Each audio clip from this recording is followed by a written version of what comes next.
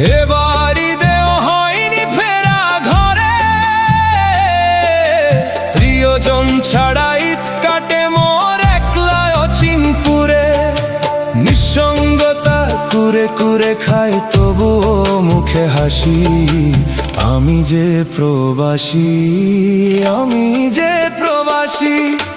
সবাই ভাবে প্রবাস মানেই রঙের দুনিয়া, কেউ তো দেখে না এই বুকে কি যে যন্ত্রণা।